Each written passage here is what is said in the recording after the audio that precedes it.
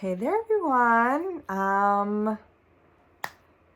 If you just watched my wrap up, you know where we left off. He's still here. He's probably gonna cause mischief. May have to stop the video. Just a heads up. Anyway, as you saw from the thumbnail, I got a lot going on right now. I have done a little bit of book shopping over the last few weeks or so. I went to Barnes & Noble a few weeks ago, and then while I was in New York, and I was also in Virginia for a little bit, I did some book shopping. So I'm about to show you all the things that I got. So, trying to keep that number down, and then I splurge a little bit. But this should be truly the last bit of shopping I do for quite a while, and I'm on such a good reading streak that I should be able to keep this number down quite a bit. So, without further ado,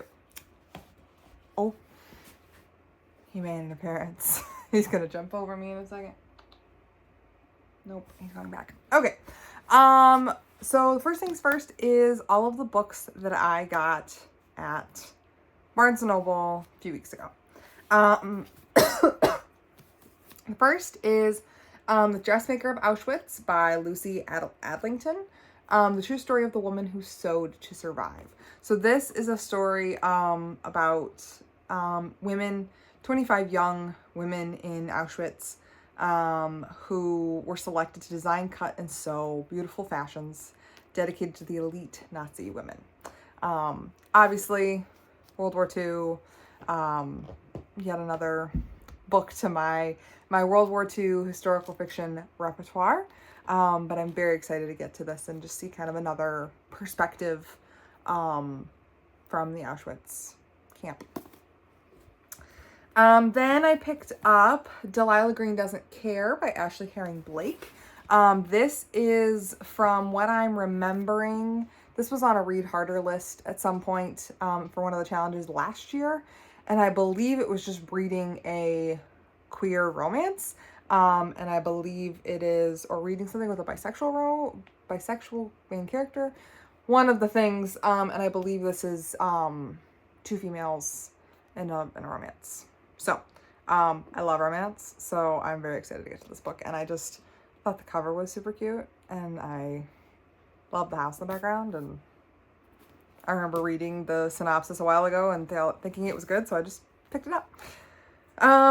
The next book that I got is technically a sequel in a series, but not really a series that has any correlation, and that is Electric Idol by Katie Robert, which is the second book in the Greek romance retellings that Katie Robert is doing. The first one was Persephone and Hades, and this one is Psyche and Eros.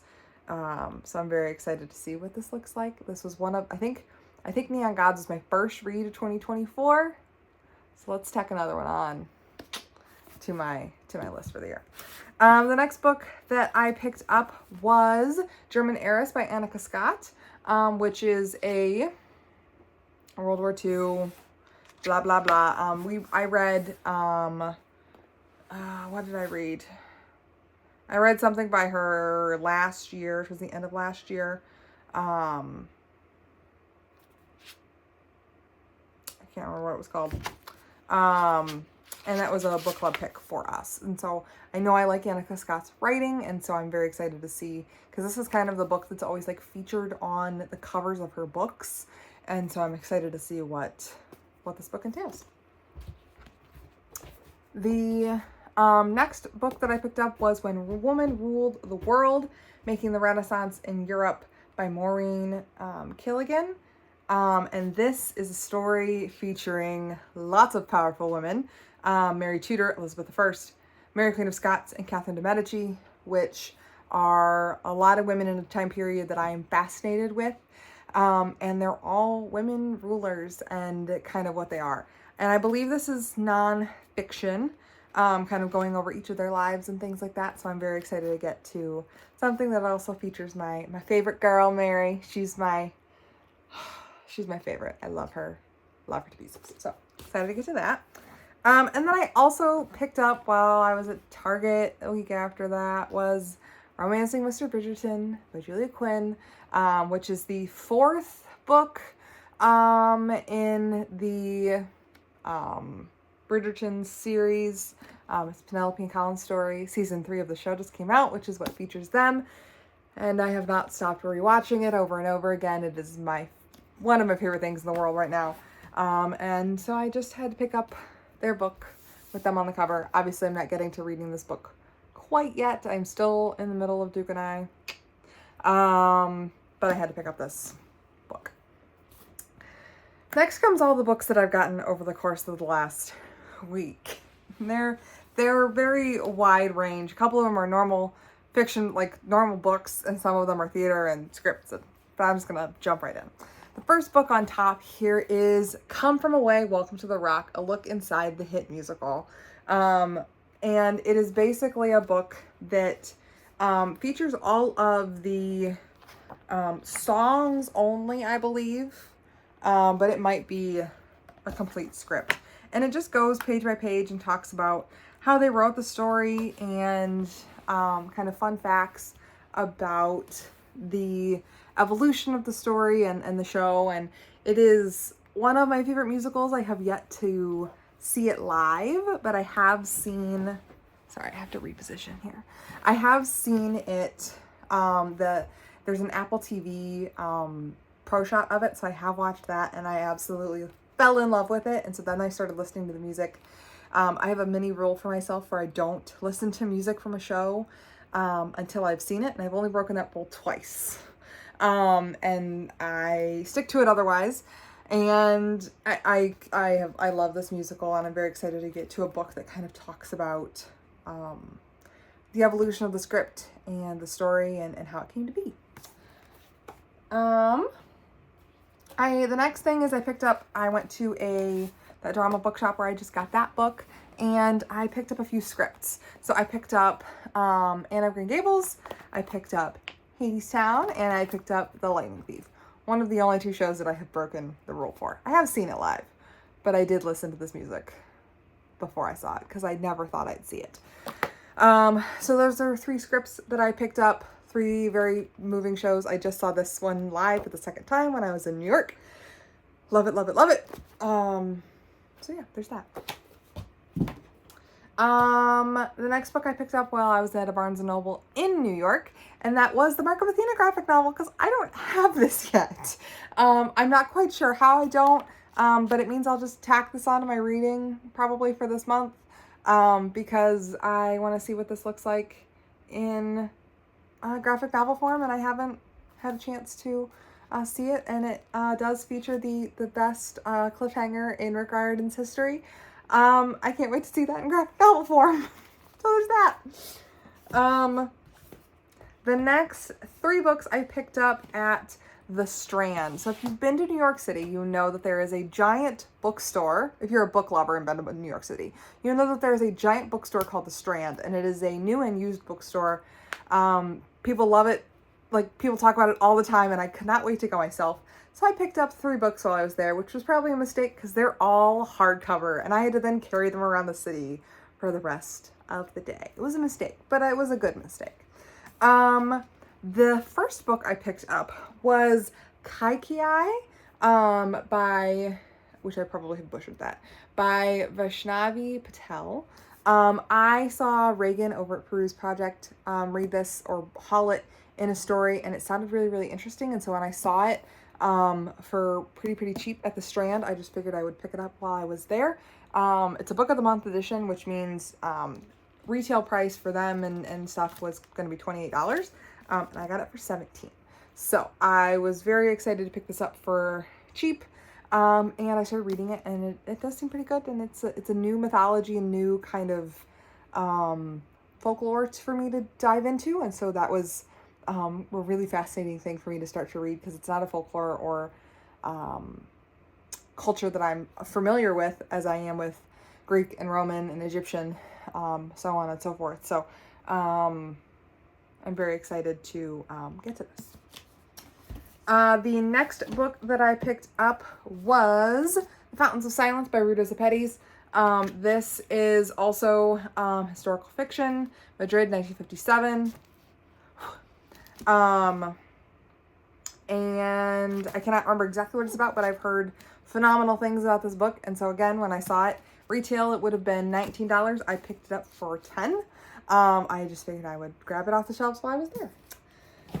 The next book, and I will unwrap it with you, that I picked up because I could get it at the Strand and support local, was the Percy Jackson Lightning Thief Collector's Edition. It is the deluxe collector's edition that just came out within the last year, and it is still wrapped. So I will unwrap it really quick so that I can show you all the beautiful, beautiful things. It has artwork in it. It is just, it's so pretty, so pretty. Okay. So this is what the front and the back look like. It also comes with a little insert that just kind of shows what the in thing looks like.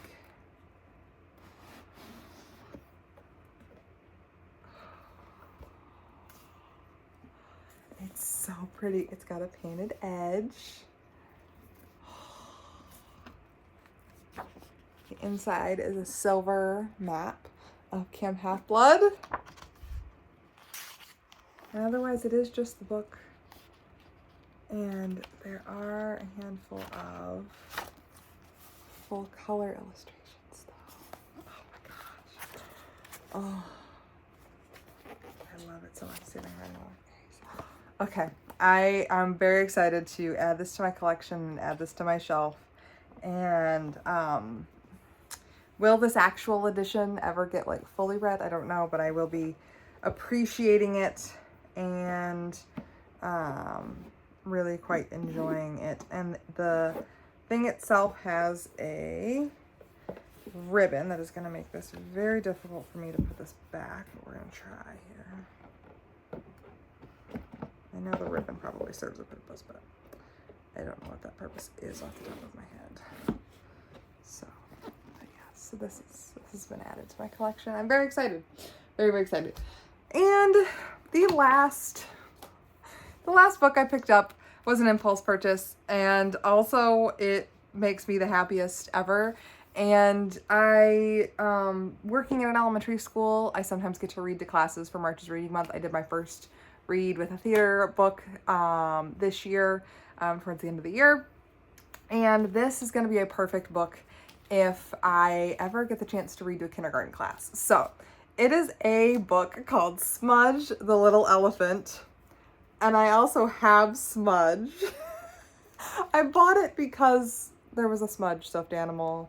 And the book is so cute. It's like a little story about how Smudge is the littlest elephant and doesn't quite know, you know, how to get around because he can't see because he's so tiny. And so his friends all help him out. And his monkey friends and bird friends, they all kind of help him see the way. And he makes a vow at the end that when he grows up, he's gonna help out people who can't get around because he'll be bigger then. And it's just such a cute little story. And so I had to get Smudge, and I had to get his book. So it officially goes in the hall. I also got, and I'm not going to show them all to you because there are a lot, but everywhere I went in New York City, I bought a duffel. Or not a duffel. A tote bag. Not a duffel. That would have been bad. I bought a tote bag because it was an easy thing to get as a souvenir. And so I got like little things here and there, but I made sure I got a tote every single place I went because it was a nice, easy, quick, you know, souvenir to have of the place that I was. And so I have a whole bag of totes now. And it's great. And they're all from New York. And most of them are book related, and it's the greatest thing ever. So anyway, that is it for this video today, guys.